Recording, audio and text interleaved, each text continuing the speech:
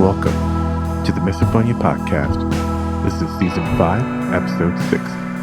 My name's Adil Ahmad, and I have Misophonia. This week it's back to the United Kingdom with Rachael. We talk a lot about family, friends, relationships, and work. Common themes, as well as traumatic experiences growing up, which honestly is also a common theme in my conversations. And of course, we talk about the shifting situations with work before COVID, during COVID, and post-COVID. Lots of interesting stuff here. And just a quick note, if you're enjoying the show, I'd love if you could leave a very quick rating, especially in Apple Podcasts, because for some reason it's the only place you can see reviews. And it's actually the easiest way to help the community because each rating helps Apple's algorithm show it to more misophones. And if you can support the podcast just a little bit more, I now have a Patreon account at patreon.com/misophoniapodcast. I'd love to be able to get like real proper reviewed transcripts for each episode, which I know would really reach a lot of people. You can pitch in at whatever level you want, down to $3 a month. And for all levels, I'll give you a shout out on the show. And at higher levels, you'll get cool stuff like t-shirts, mugs, and even one-on-one chats with me. You can find out more at patreon.com/misophoniapodcast. All right, now here's my conversation with Rachael. Rachael, welcome to the podcast. Good to have you here. Thank you. I'm very excited to be here. Thank you for inviting me. Oh, of course. Another UK guest. Do you want to say maybe kind of whereabouts in the UK you are? I know there's a lot of people listening in the UK. Yeah, so I'm in a little chocolate box town called Farnham, which is in Surrey. So about an hour southwest of London from Waterloo Station.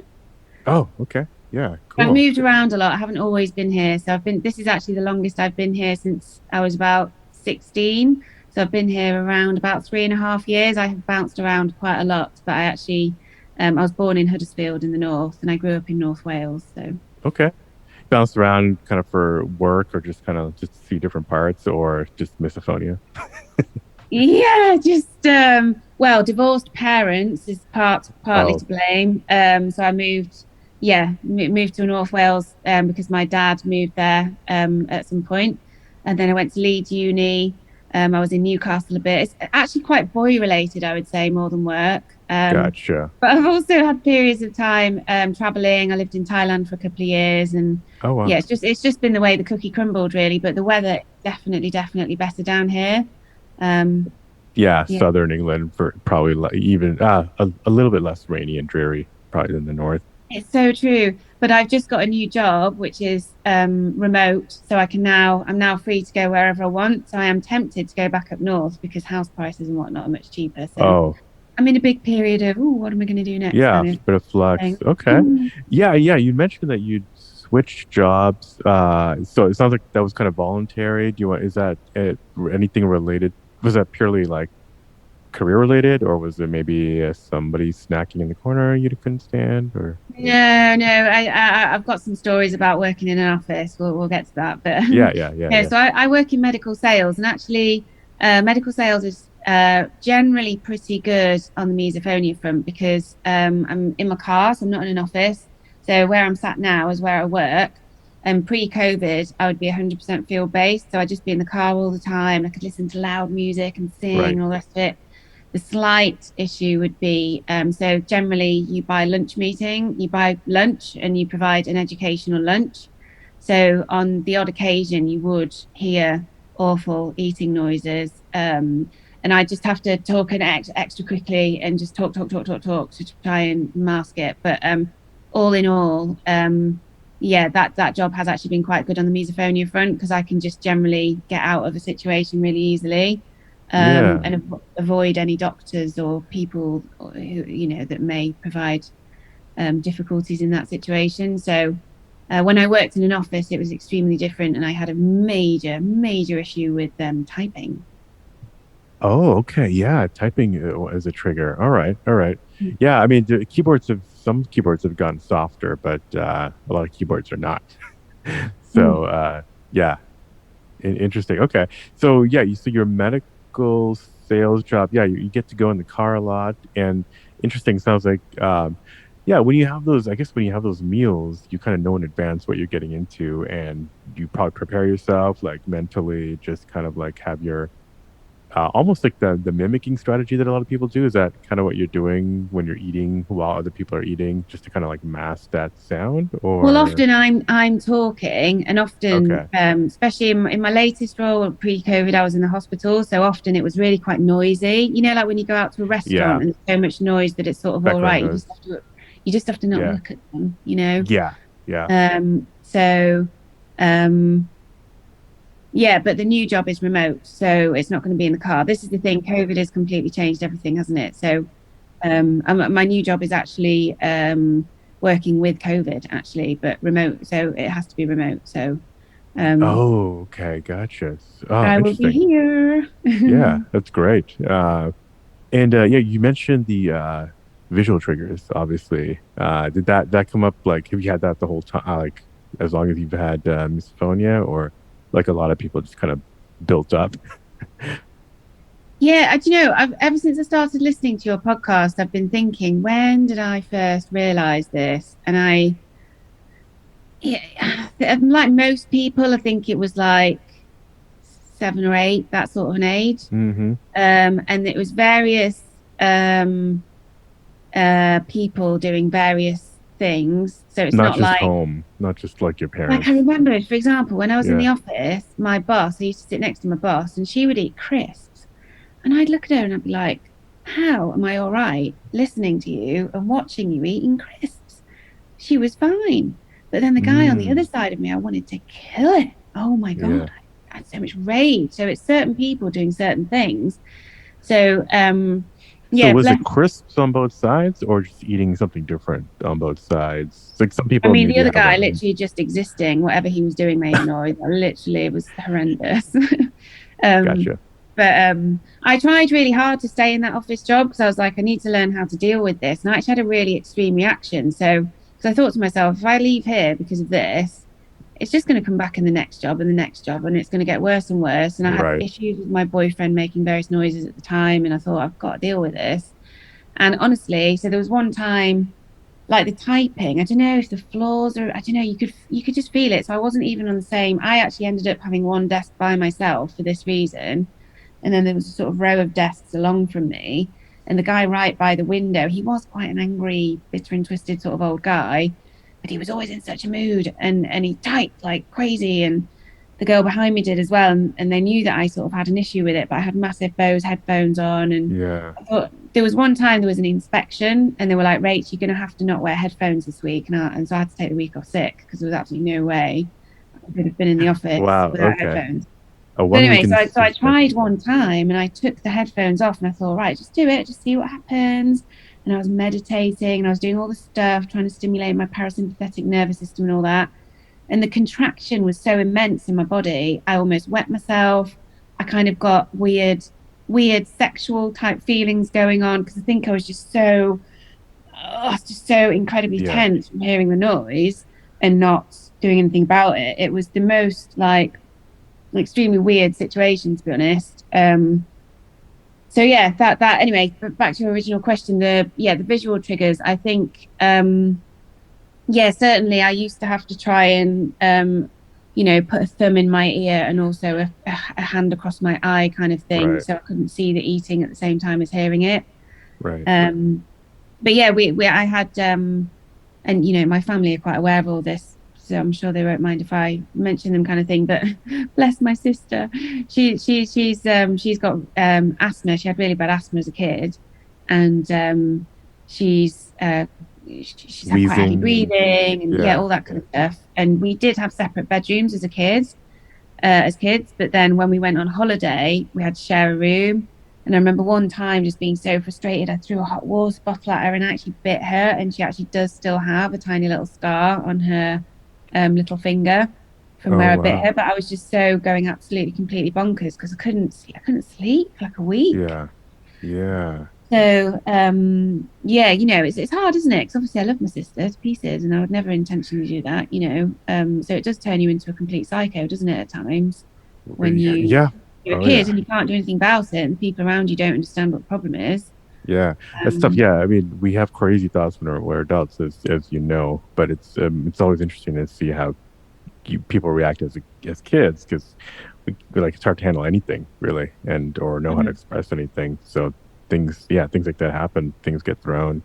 Um, it's what did your parents? How did your parents react at that time when they saw you doing stuff like that? Was it just Yeah, misbehaving I wouldn't or? say originally that my mum or stepdad really understood at all. And I Mm, had loads of issues with eating at the table. And I think I might have sort of almost developed a bit of an eating disorder as well, because when I'm sat at a table with everyone else eating, it's almost like I've got to eat and fast? I've almost got to eat louder because if I'm not Oh, eating, I can hear everyone else eating. So I've always got to make all the noises myself so that the noise in my own head is louder. So I had a few troubles with weight and things. I also used to eat my sister's food when we were still at the table. So because we weren't allowed to leave the table until we'd finished. okay. So then Um, you would just keep eating so that you yeah, can I was make just noises. eating. So Yeah, I yeah, so see. I've been in and out of eating disorders over the year. Luckily not at the Yeah. moment, but I now vape like an absolute trooper. So here it is, my little vape machine. I Okay. wouldn't do without my vape now. Yeah. But but yeah, so my dad was quite good. My dad, like if we went on holiday and we couldn't because there were three. There's my brother and my sister on my dad's side, and me and my sister on my mum's side. So there wasn't enough. We didn't have enough room for us all to have separate rooms. So Hmm. my dad was quite cool and let me just make up a little camp in the lounge. So I would just go to bed a bit later and sleep just in front of the fire, and he was really cool with that. So yeah, he was a bit, but not. I couldn't. So with my dad, it was when he was eating crisps. It was with my dad, it was when he was crunching. So with my dad, it was crunches, so Yeah. biscuits, crisps, and it's exactly the same with my brother. And that has caused a few issues recently with my brother because, of course, people take it personally. They, of course, Yeah. and of course they do. Like I understand. My mum's been really sweet. She tries really hard to drink her tea without having a massive gulp, but she just can't. She just can't do it. And I'm like, look, do it like this. I try and train her, and she just can't do it. And I can tell that she's trying so hard, but I just hear it every single time. I know exactly what sound you're talking about. Yeah, it's a big one for me as well. And at the moment, she's literally texting me at the moment because she's planning a surprise party for her husband, and she's doing a seating plan, and she's trying to figure out the best place to sit me, so that I Yeah. can have Yeah, a fast escape. maybe the next building is open or something, and you can have a Teams meeting with the party. Yeah, yeah, exactly. So, so people do take it personally. And I sort of, I'm getting, since listening to your podcast and getting involved and realizing it's actually a diagnosable condition, I am getting much better at just saying, look, guys, I've got this thing. Don't be offended. If I bugger off while you're all eating, don't take offense. I'm not being antisocial. I just may well kill you. So, Yeah, I did a big for thing this your weekend, benefit. actually. Yeah, yeah. I went camping this weekend and I was nervous because I was going to be sharing tents with drunk people. And I thought, oh, this is not good. And on one night, the person I was sharing a tent with was a bit drunk and she was a little bit snory. And so I just listened to, I mean, I had to listen to banging techno, basically. It's the only way I could Hmm. get through the night, which isn't a restful sleep. Very much reminded me of my traveling days when I was staying in dorms and I Oh just used to yeah, listen to hectic music all night. But then the following night, she was quiet as a mouse and I had a really, really good sleep.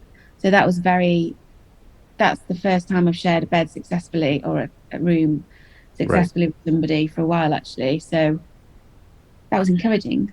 Yeah, yeah, yeah. So did you find out just recently that it had a name? It sounds like or just I the podcast. I think it might have been no, it was before listening to the podcast. I think it was probably a good 2, 3, 4 years ago. Just Okay. um, somebody, yeah, somebody just sent me a thing saying, "Mate, have you heard of this? I think this is you." Um, because how it sort of all came to fruition, I suppose, was I knew that I had it as a kid, Yeah. but then obviously I didn't know what it's called or anything. But I just thought I was plain weird, and We all think it's a quirk that we develop or yeah, something some wrong with us, teenage thing. Yeah. Yeah.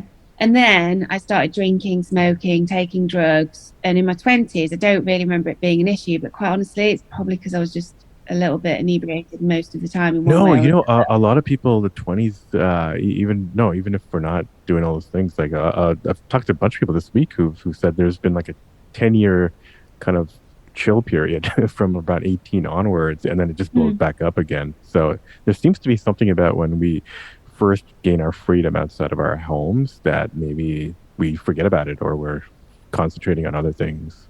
So well, I think you're not it's alone just there. you're old enough to go and buy fags and booze and let off steam, I suppose. By Because the way, when you're a kid, Americans, she means cigarettes and booze, not oh, fags. right, Just yes, want to thank you. clarify for anyone Cigarettes, listening. yeah, yes, exactly. Sorry. Yeah, so yeah, because when you're a kid, you can't just go and do what you want. You have to behave and do what you're told. I do remember in uni, when people had stilettos on in the flat above me, that would drive me absolutely insane. But yeah, I just go out drinking and then come home and wouldn't, obviously it wasn't a constant problem. So yeah, then I suppose you come out of your 20s, don't you? And you realize that you want to get a bit healthy. And I ended up in Thailand working as a diving instructor. And it was so noisy in the tropics. I love it. There's fans everywhere. There's, all the noise, just all the tropics noises, the sea, the boats, all of it. So, and I got together with a guy there. And yeah, there was just a lot of background noise everywhere. So it was all sort of fine. Got And nature and yeah. we then moved back to Surrey, quiet, leafy suburbia, and all of a sudden I was like, it was like, duh, duh, duh, and I could hear absolutely everything, and it was horrendous. I mean, it eventually resulted in us breaking it up, the food thing, the eating thing, and all of a sudden I had to go for dinner to people's houses, and it's silent, and you can just hear all the eating and the drinking and the forks and plates and just all of it, and I just don't know how I didn't have a nervous breakdown. Honestly, it was hellish. And at the same time, I was in the office and I'd never worked in an office before. And it started again, when I first started, it wasn't really a problem. But of course, I quit smoking, I quit drinking, I quit drugs. Right. I was super healthy. So I became my awareness just went, through the roof. So I think with that, well, you just feel more, don't you? You notice everything, you feel more, you become aware of everything. And all of a sudden, my life was much quieter than it had ever been before. I wasn't going out raving anymore, Yeah, now you're stuck, you're trapped in an office, probably an open office plan in some situations or cubicles. And it's like, it's like a microphone right next to your head with a loudspeaker. Okay, so right. So obviously you're how did you kind of tell people? Like obviously somebody sent you a link. Were you kind of like sharing this information with people that you have the sensitivity, or was it just kind of something you would kind of bottle up? And I know. No, I really did, because I was doing I joined about, I don't know, 10 years ago. I started like doing all these healing courses and stuff, and it was very beneficial in many ways, and lots of it involved like a hall full of like 50 people on beds all having healing sessions, and people fall asleep and they snore and they wail and they cry and they're dealing with their feelings and all. Literally, I was just enraged the whole time. It was like that's how a lot of healing. A lot of people sort of got to know, and I connected with quite a few people who had similar sorts of feelings, two of which are now like my bestest friends in the world. So it was those guys that heard the phrase misophonia and they sent it to me.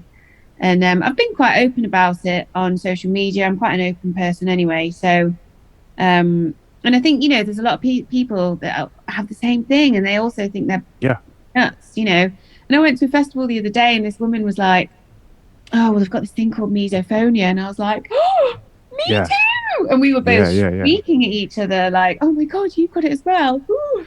So that was like amazing. It was so amazing, and she's really cool, and she masks it out with techno and all the hardcore tunage, so it was really cool to speak to her and hear that she'd had a very similar life to mine and experienced a lot of us do.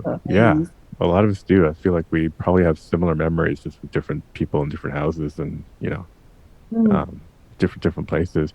And as you were kind of so was the healing sessions were not related to misophonia, probably just kind of more in general. Just in general. I've bounced around quite a lot in my life, so and I've had various situations, I guess you could say, in my life. Like I was 3 months premature, Nearly died as a baby. My childhood was, my parents had a very sort of abusive relationship, and there was lots of accusations thrown around about child abuse and all that kind of stuff. And I was exceptionally close to my dad. And he your biological, yeah, and he accidentally killed himself 20 years ago, so that caused a lot of pain. And I still, to this day, with the boy troubles I'm having this week, the first thing I think of is my dad, and I want my dad. So I've got lots of unhealed deep stuff with my dad on that front. And so yeah, the healing stuff was primarily just to help me feel all right and safe in the world. And even being 3 months premature, like in 1980, that was a big deal. So I think I'm super extra sensitive. Like, I mean, I'm seriously the most sensitive person I know in every way, shape, and form. So I can feel quite I feel good now. Like I feel I'm completely, it's weird because I'm completely independent. I mean, the healing stuff I did probably definitely supported that.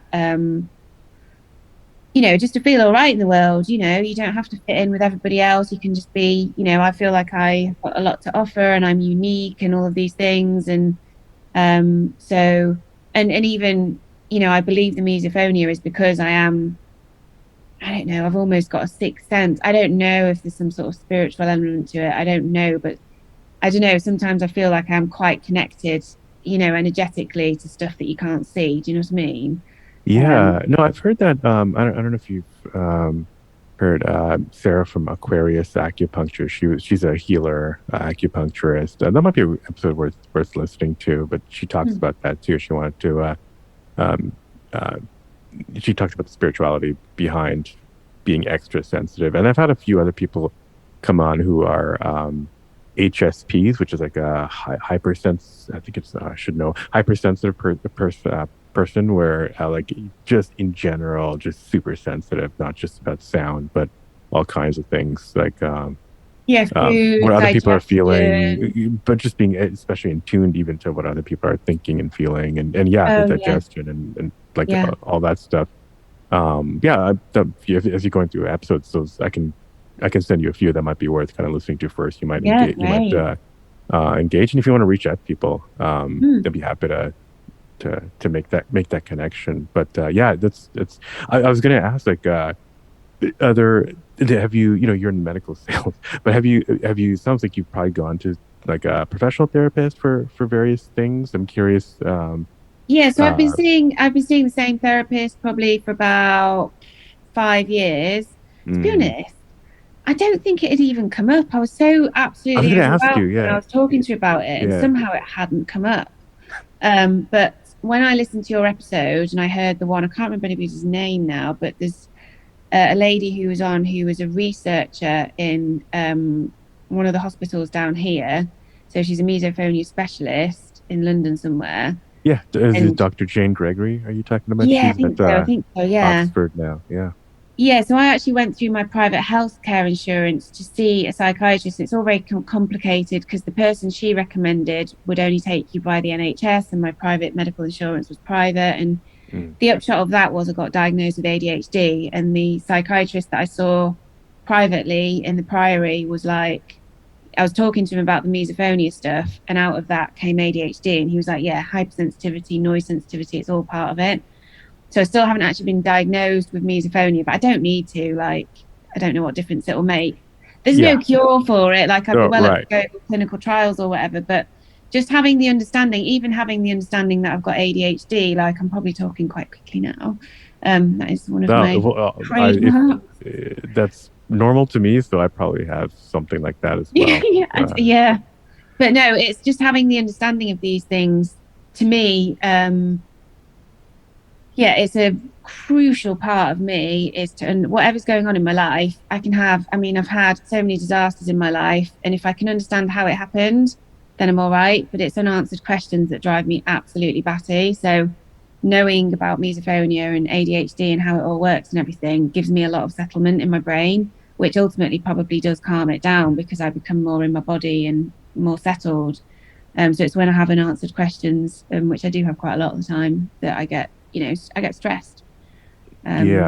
But unanswered questions, you mean like the origin of misophonia in general, or like where a sound is coming from, kind of thing? No, just in general, just in general, like the current romantic situation I have going on, I've got absolutely no answers for whatsoever, and it's driving me to distraction. When my dad died, it was an absolute mystery what happened. There were so many unanswered questions, and that has tortured me. So in general, in life, whatever it is, if I have a bit of an understanding, so for the ADHD, it's like, okay, I've read up on it. It makes so much sense. And I can be like, wow, I can really understand how I look back over my life and I'm like, blimey, things have slotted into place and I understand why I am the way that I am a lot more. And it's the same with the misophonia. So instead of me just thinking like, oh, why am I so weird? Why am I so different to everyone else? I'm like, oh, that's why. And then I can go, okay. Right. I can just accept stuff much better when it makes sense to me. When it doesn't make sense, I refuse to accept it. Right.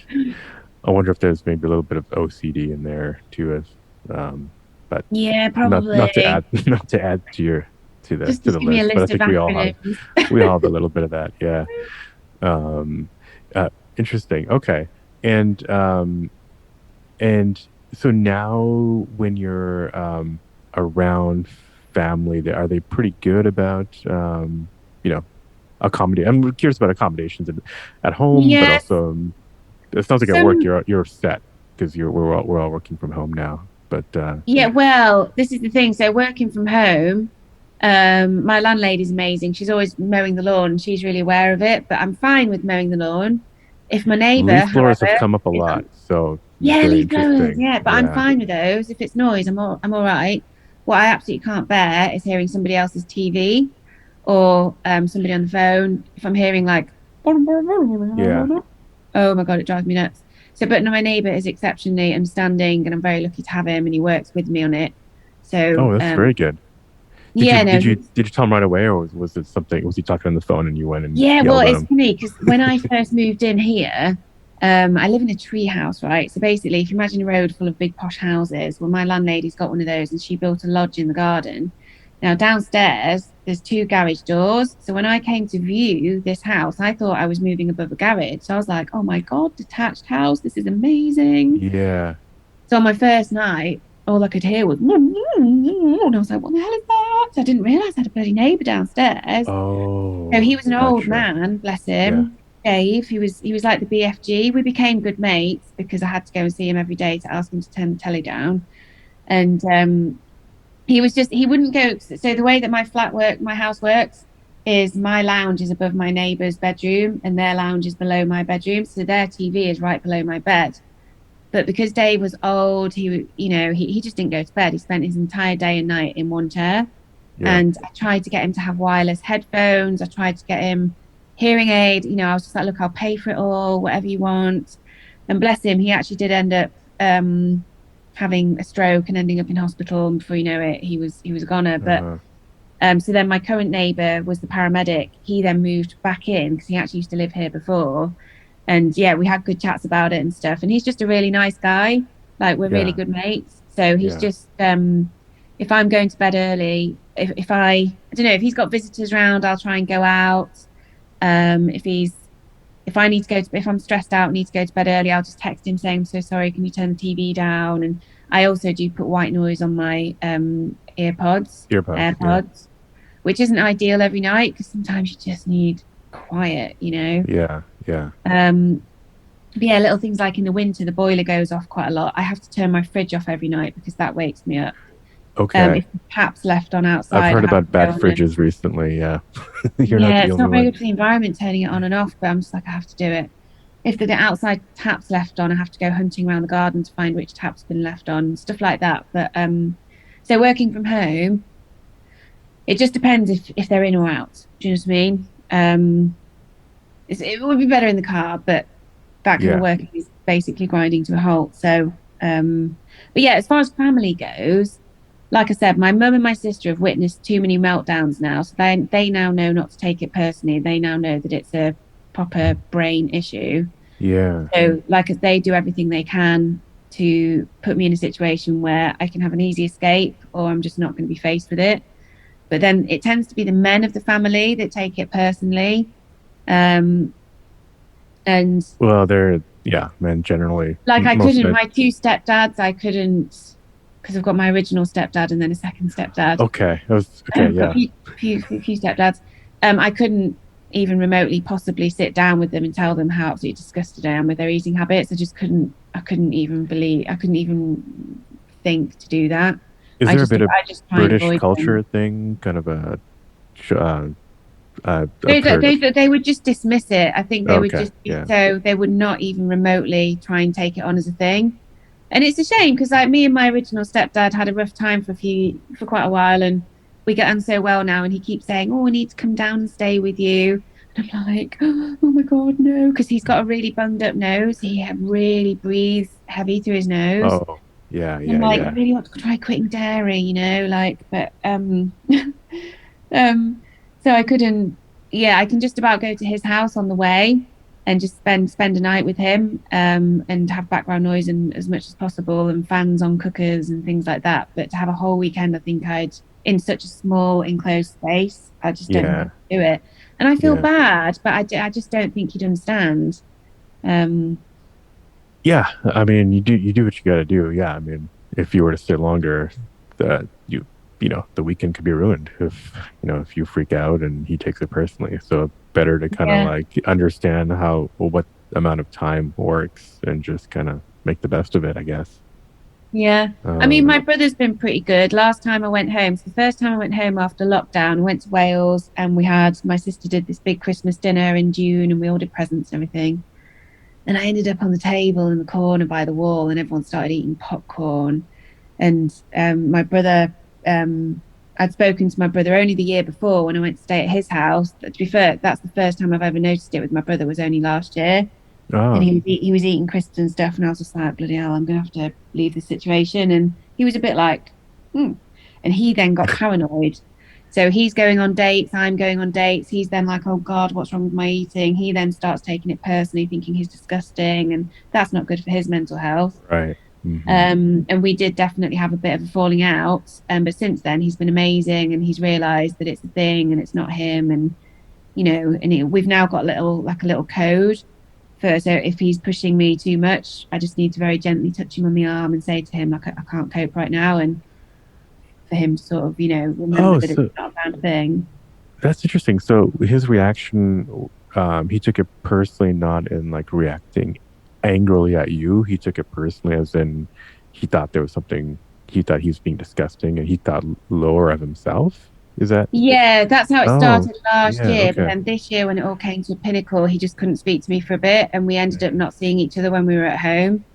Which was, sad because we had loads of things planned. But then a few months later, he came back to me and he was like, I'm so sorry. He kind of experienced a similar thing of taking something personally that somebody else didn't realize they were doing. It wasn't misophonia, but something else. And he was just like, God, I've been on the receiving end, and I understand how awful it must feel to you. And, it's just understanding each other's points of view, isn't it, really? Yeah. So there's certain members of my family that I just don't think they would, and I think I'd end up really falling out with them. So I just avoid, and then the other members of my family help me avoid those situations. So do you know what I mean? Yeah, but do your stepfathers know the name Misophonia? Like, have you avoided it completely, or is it just like you tried to go there once and then you're like, no, it's not gonna work? Or you might not remember. I think I just don't have that level of openness with them. Okay. For various different reasons, but one of them, my current one, he wouldn't have it. He just would not have it. He's the sort of person that has to be right all the time, and he doesn't listen to anything he's saying.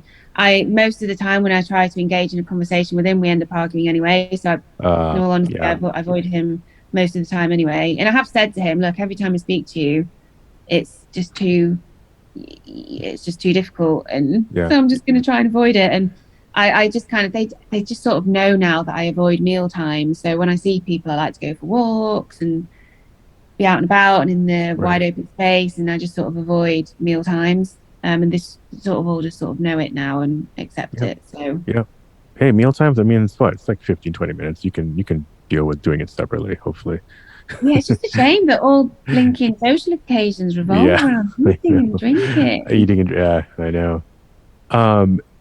And, not to pry a little bit, but your current the romantic situation, was any misophonia related to any of that, No, he was or perfect. just He was perfect okay, on that front, okay. actually. Mm-hmm, This is the mm-hmm. thing. So the first thing I do when I meet a guy is assess their eating situation. If when it gets to the stage of spending the night kind of thing, I'm like, oh my God, am I going to get through the night? Like, am I going to be able to sleep? Because it is a deal breaker. It just Yeah, is, yeah. And no, he was practically perfect in every way. It just, for whatever reason, unbeknownst to me, hasn't quite worked out. Yeah, yeah, yeah. It may well still work out. I'm in a fresh situation right now, Yeah. so yeah. But Wait, no, so the boyfriend before was absolutely misophonia related, without a doubt, okay, okay, amongst a million gotcha. other things. But yeah, that it would never Yeah, have worked for that reason. Yeah. gotcha. Um, interesting. Yeah, I'm just imagining people going on the first date and demanding to sleep together the first night just to hear how they sound and what his reaction would be. I went on a date last year with this Russian guy, and we went out and I think we went. I can't remember. We were having burgers basically, and I was That's a literally good watching the test. movie, and I was literally in my head. I was going, oh, tick, oh yeah, oh good, yeah, no. He was passing all the tests. So yeah, it's funny, isn't it? Yeah, yeah, It yeah, does make dating difficult. Got to be honest, it does. yeah, yeah. Interesting. Okay, okay. Well, best of luck to the future ones. At least now you have some experience on how to test Yeah, them. yeah. Um, interesting. And then you said I jump around too, by the way. So No, don't in make me too. conversations, but I had made a note before. You said your downstairs neighbor was the TV would kind of drive you crazy. And but you mentioned before you're going to raves and whatnot. I'm wondering if like music, like hearing music thumping or whatever through buildings and walls and whatnot ever bothers you Oh, it drives me or no. completely insane. Yeah, Yeah. yeah. So I actually have recently started drumming, and the guy across Ah, the road, like far across the road, I think he is actually a professional drummer and he's got acoustic drums. Every now and again, I'll hear it. And even though I am a drummer, I'm like, "Arr," and so this is interesting, right? So I started drumming because I thought, and actually it's like therapy, it's like meditation, much like because wakeboarding. you're That's the other thing hitting I've or discovered. because the sound. Do you know what? In my medical sales rep job, I listen to music and I drive a car, and I've always been Yeah, drumming on the steering wheel and when I'm in traffic with my feet and stuff. And just this year, I had a lot of time off when I was diagnosed with ADHD. I definitely had a bit of a breakdown in the summer, and I thought to myself, do you know what? I've always wanted to go drumming, and I knew this drumming teacher again from dating. So I thought, sod it, I'm going to do it. And he was like, wow, Rach, you are really good. You should do this properly. And then so I got another teacher in my own town here, and he was the same, really encouraging. So he was like, you should get your own electric kit. So I did, and I put the headphones on. And the idea is it doesn't really make any noise, but of course it does. You've right. got these like silicon pads and wooden Yeah. sticks, and I had my Bose headphones on, and all I could hear was the tapping of the sticks on the Oh, thing. really? And I was like, I need the noise in my ears. So I was triggering myself drumming. Yeah. You know what I mean? Because I could only hear the tap, tap, tap, tap, tap Yeah. rather Yeah. than the Yeah. actual sound of the drums in my headphones. So I've sent them back, I've sent them back, and I'm going to wait to see what happens with the job situation. But if I do get some, I will have to invest in active noise cancelling headphones as well as the actual drum kit. So then at least I can't hear the tapping, but I'm aware that my neighbour will be able to hear the tapping. So I've also got to be respectful of that. I think there's different types of pads, and I haven't looked into. I have acoustic drums, but I haven't looked into the different levels of electronic drums. I'm sure you might have to just try it out at a store. I don't know, or just look on Reddit or whatever. But I'm sure there's ones that are quieter. I would imagine. Well, I don't know. I did I go don't to a know. drum store last Oh, you weekend, did? but yeah, no, I love. This is the thing. I love noise. So if I lived in like a city centre and there was constant noise all the time, I would be fine. Yeah. Um, or like when I lived in Thailand, it was just noisy all the time, and I loved it. But yeah, I think part of the reason I love my job so much when I was in the car is because I get to listen to music and I sing really loud, and I always have it Hmm. on full blast Hmm. in the car. Um, Annoyingly, when I've got my headphones on, the Apple have got this thing where they tell you you've been listening to music too loud and they turn it down. Oh, I think you could turn that. I think you could turn that off. Yeah, How can a kind of you? that's an Apple Health feature. I will look it up, and if I can find a way, I'll send you an email Apple about Health, that. I think you might be right actually. But yeah, so I love, and I used to go out all the time when I was a bit younger, but recently I've not been out like raving for like, I don't know, really long time, a good 10 years. And yeah, I just in that situation, it's almost like the music just drowns out your thoughts, it just drowns out everything, and you can just, I think it's a real rhythm thing. I think it's probably why I like drumming. It's just like you can just, It's control. I mean, you just jump on the rhythm of the music, don't you? yeah. And you can, I think that's probably ADHD as well, because my head just goes at a squillion miles an hour all the time. So when I'm listening to music like that, it's actually very restful for me, because it's almost, and it's the same for wakeboarding actually. I've recently started wakeboarding, and I never thought in a million squillion years I'd do wakeboarding because it's quite vicious, but it's actually quite meditative. You've got to be so in your body. As soon as you think about what you're doing, you fall over. So when you're present in your body and not in your head, you do it. So I think it's just all about something to do with rhythm. I don't know. I mean, that's surfing? You mean like, or is that a different No, so variation? it's like being on a snowboard on water. So you Oh, hold on. So I do it on a cable. So there's a cable going along the yeah. sky, and then there's a cable attaching to that, and then there's a man or a woman driving the machine, driving the motor, and you create the wake, and you just there's obstacles and things that you jump over and whatnot. Ah, I'm cool. not at that stage yet though. Right, They right. keep Well, trying to get soon. me to do it, and I tried it once, but I fell off it and hit my head twice, so I'm scared now. Gotcha. Okay. Yeah, you'll get there. You'll get there. Interesting. Yeah. Well, that's yeah, interesting. That's kind of like playing drums. You have to stay on a rhythm and kind of keep control. That probably I can see how that could help ADHD and also Yeah. misophonia. A lot of misophonia is about control and kind of knowing what's happening because Mm, we're so aware of what's around us. mm. Um, and I'm sure I'm sure you're aware stress is a big exacerbator. And it sounds like you've been through a lot of stressful moments. But it sounds like I mean, you're aware of, you know, healing classes and meditating is like lowering stress one of your kind of go-to um, things you do to kind of like try to deal with the situation. Well, I've got to be honest. I've like I said, I did good, I don't know, 8 years of healing stuff. Mm-hmm. And I find a lot of it, how can I say, a bit too, I don't know how to say this without causing anyone offense. Just a bit, Wishy-washy or yeah, like I really, but so basically, I super believe in energy, right? And karma and all that kind of stuff, and taking responsibility for your actions and all these things.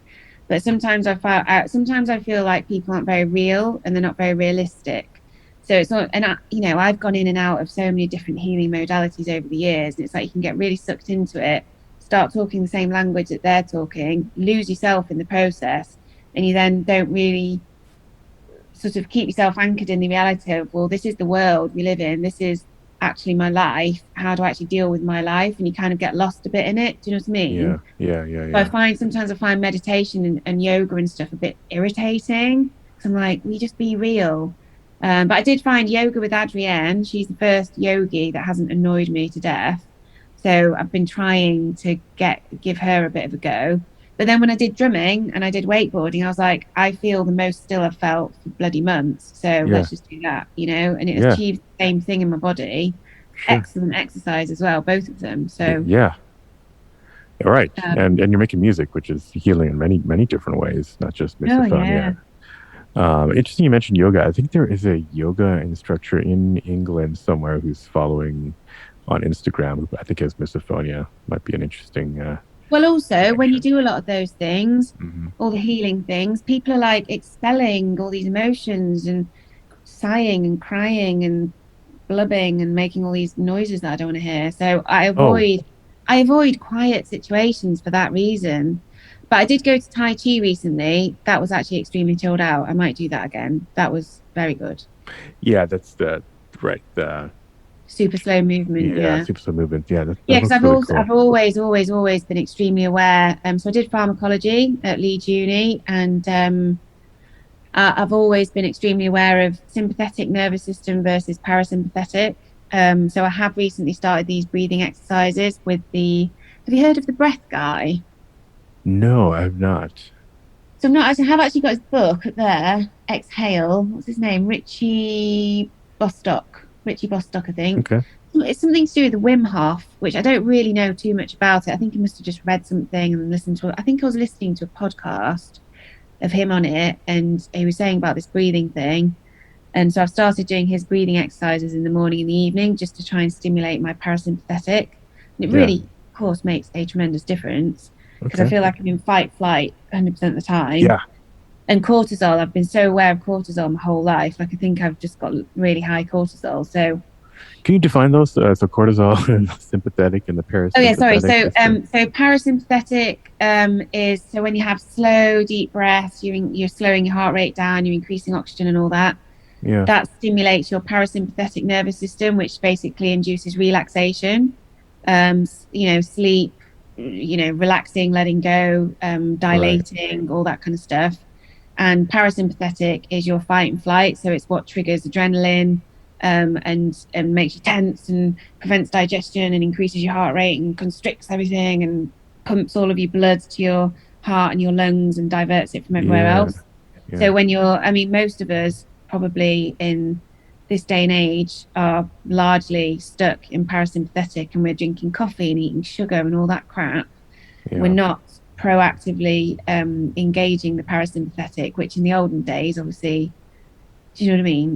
They were much more chilled out, weren't they? They'd go to sleep at 4 o'clock in the morning because it went dark, Right. So obviously with all of the screens and everything and the pressure of working from home and having multiple devices everywhere, right, we're all kind of in parasympathetic, sympathetic, highly stimulated, and yeah. Yeah, I've been thinking about that recently and how much of this has been exacerbated by the cliche of the modern life. Well, just without a doubt, yeah, just screens everywhere. I mean, even the dating situation, it's an absolute minefield. You've got so many modes of communication that you can and can't get blocked on. And back in the day, you just had letters, didn't you? Like my first boyfriend, we wrote each other letters, and we'd wait by the post box every day. Yeah. And then it was the telephone, but then there was no voicemail, so it was literally, it was, much more calmer. You weren't you weren't waiting for the 3 dots, am I getting a reply? Honestly, kill me now.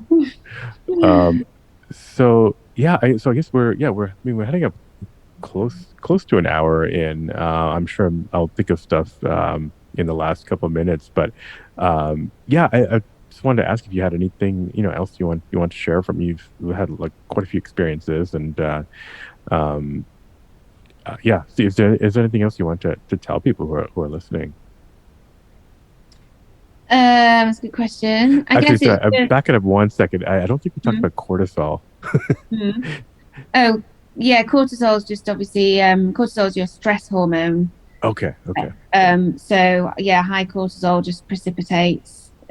Essentially, it's your body being in contraction versus your body being in relaxation. And when when I'm experiencing my misophonia, I think it's just major contraction and everything freezes and I see red and I can't think, and all of that is sort of adrenaline and sort of cortisol related. So just even looking at it, I just think it has to be like a real holistic approach from I don't drink caffeine. I do take a lot of nicotine in with my vape. I would be a bit screwed without my vape, honestly. I've been on and off smoking for the past few years. I did have 8 years of not smoking, and I was so sensitive. So having a vape. Did you ever do CBD, marijuana when you're smoking too? Did you experiment with any of those and find any changes to your misophonia or otherwise? Well, I did smoke a lot of weed in my 20s, and I was just completely unaware of absolutely everything. So. It wasn't a pleasurable. I didn't enjoy being so addicted to smoking weed, but I recently had an experience of being stoned again, and I absolutely, completely, honestly hated every second of it. I was so paranoid. Yeah, I literally was just that's what happens to me, and for about 5 hours, and I just couldn't talk to anybody. I ingested it rather than smoked it, and I was only supposed to have a teeny weeny little bit just to chill me out, and actually it turned out to be a blinking nightmare. So I was like, it was really interesting though. What did happen? Because I'm 41 now, but I had all these memories and flashbacks of in my 20s of sheer paranoia and terror and all these things. And I was just sat there thinking, oh my God, that turns out that wasn't me. It was because I was stoned. So when I was younger, I just thought that I was this big paranoid, anxious mess. And actually, it was just because I was smoking weed. Yeah. Like, so if anyone's smoking weed, stop smoking weed. It's definitely going to not be doing your brain. That's the mystery with weed. I've only done it once or twice and I got paranoid, and everyone else seems to be all talking about how it relaxes you. And I just never understood, I mean, I was paranoid. Like, I don't know, you can smoke it when you first start smoking it, you can get the giggles and it's hilarious and you find everything really funny. But then you become really addicted to it. So when I finally quit smoking weed, I just didn't sleep for about 6 months. It was horrendous. And I was having all sorts of hallucinations, and yeah, it was difficult, really difficult. And so it was nice having this experience recently to kind of go, oh, all those things in my 20s were not me, they were the drugs. So it was quite confirming experience, really. But exactly. But yeah, I think the whole thing needs to be holistic. So it's like you need to be able to be confident to speak to those people around you at work. Just say, look, just be dead open and just upfront. Just be like, look, I've got this thing. It's called misophonia. Read up on it if you want. But it means that if you're eating on a meeting, I'm going to mute you continuously, or I'm going to leave the meeting. Just how it is, Yeah. And just be extremely open, because if you're just really open and upfront, if you're like, oh God, I don't know what to say, they can feel that. So it's just so much easier for them as well if you just come out with it, And yeah, look at your diet. Like, you can't, if you're having loads of sugar and caffeine and booze and drugs and stuff, it's I mean, on one hand it might numb you to it, but on the other hand it is going to make you more jittery and tense and all the rest of it. Therefore, in my sort of experience, it doesn't help. But also just do the practical things. Like I could never go into an office again, not in a million years. If you know that about yourself, don't go and put yourself in a situation that you're not going to be able to deal with. Like, I will never ever live in a block of flats, Right. Did you say you had like a last summer or something happened? Or was I imagining things? You said you had like a little breakdown or something. Oh yeah. That was as a result of basically working from home. So I was used to being out and about, driving 300 miles an hour. 300 miles an hour. I like to drive. I won't tell anyone. 300 miles a day on average I was doing. I had a massive territory. I was so productive. I was like, I was talking to millions of people. I was on the go. I was doing this, doing that. And that is very good for ADHD because you're doing a million things. Don't get me wrong, I was exhausted, but I enjoyed it. I loved it. I had so much fun. It was brilliant. Loved being in the car, etc. Then all of a sudden, bam, COVID. And I'm living on my own. Don't see anyone for months. And I'm working from home. I'm just staring at the computer screen. And it just, the job itself, I just felt pointless. I just felt like I wasn't adding value anywhere, where before I really was. And I was like, I'm not earning my money here. And I just lost all my mojo, lost all my motivation, and the ADHD thing. When the hell are we going to get out of COVID and all of these things? So, I just had to have some time off to recuperate my brain, really. That's great. That's when I went home and got triggered massively, because all of a sudden I was around loads of people again and they were all eating and breathing. Woo! Right. But I did realize that was the thing. I realized at that point, so I went in the sea the following day after my meltdown at home, and it super chilled me out. And when I realized it had been the full moon, so I was like, oh, okay, I've got misophonia going on and it's the full moon, because I get very affected by the moon, which might sound a bit weird to some people, but keep an eye out. That's why they call lunatic asylums, because everyone goes a bit mad during the full moon. I did not know that. Okay. It's worth taking, and it's worth paying attention when the full moon is. But yeah, so I realized that water, and I was in the sea for 2 years working as a diving instructor. It was just like complete therapy every day. So I thought that's how I got into wakeboarding, because I came home and I was like, right, I need to find water. I need to do something in the water. And yeah, that's what I did. I was paddleboarding, and then they were like, go on, just do wakeboarding. And I did, and that was it. So I'm not looking forward to the winter, because wakeboarding is going to be not happening as much, because it's going to We be might dark. have to go back to Thailand, I guess. Yeah. Well, when it all opens up. Oh, right. Whenever that'll be. That's the thing. The world is not a very travelable place, is it, right now? Yeah, I keep forgetting about that. I think I'm wishful thinking. Yeah, well, Rachel, yeah, no, this has been great, wide ranging. But yeah, really interesting insights here. And I'm sorry to hear that this week is, a bit more of a challenge, but I'm sure you're gonna power through it. Yeah. But yeah, well, thanks for coming out. If there's anything else you want to share, yeah, do let us know. But we should also maybe connect afterwards, and I can maybe connect with some other people that might be interesting, or share kind of the similar kind of hypersensitive personality. Well, also the thing that I was thinking of, if there were any clinical trials going on anywhere, because I remember reading probably on one of your things that somebody donated 4 million quid or something, $4 million or something into research. And so clinical trials are starting. Like, I'll be well the Milken Fund. So I was going to mention that I think University of Sussex is in Brighton, and so they're doing a trial right now. Oh, okay, that's just down the road from me. Yeah, so there's a link that you can apply to. I'll send it to you afterwards. I think I've posted. I'll share it on Instagram again, and then I'll send it to you. And then I can connect you with Dr. Jane Gregory, if you haven't already. We have connected, but she said that she wouldn't see me. NIH versus private thing. Yeah, okay. Yeah, she just said that she's not working as a clinician at the moment. I think that's what she said, and she told me to see somebody else. This other doctor, I can't remember his name, in the Maudsley Hospital. And when I saw my psychiatrist, the idea was that I would eventually get referred, because I'm not in London, so it's they have to apply for funding to get you sent from one CCG to another. It's just the NHS stuff, strategic stuff. So the ADHD diagnosis kind of made all that go to the wayside. So yeah, but no, that'd be great. I'd love to get involved in anything like that, just to support it all, really, because I think a lot of people will suffer in silence from this, and I'm really lucky that I live in such a beautiful place and I'm surrounded by such understanding people, and can have a job where I can sort of manage it. But I think there's probably a lot of people that aren't.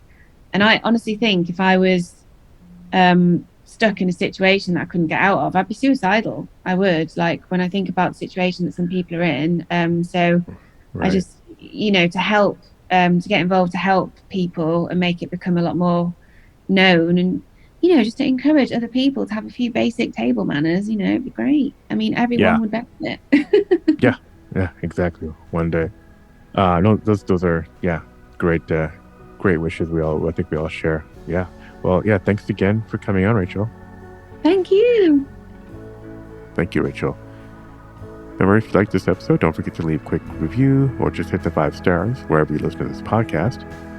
You can hit me up by email at hello@misophoniapodcast, or go to the website, misophoniapodcast.com. And of course, you can follow us on Instagram and Facebook at Misophonia Podcast, or Twitter at Misophonia Show. Support the show at our Patreon, patreon.com/Misophonia Podcast. Music, as always, is by Moby. And until next week, wishing you peace and quiet.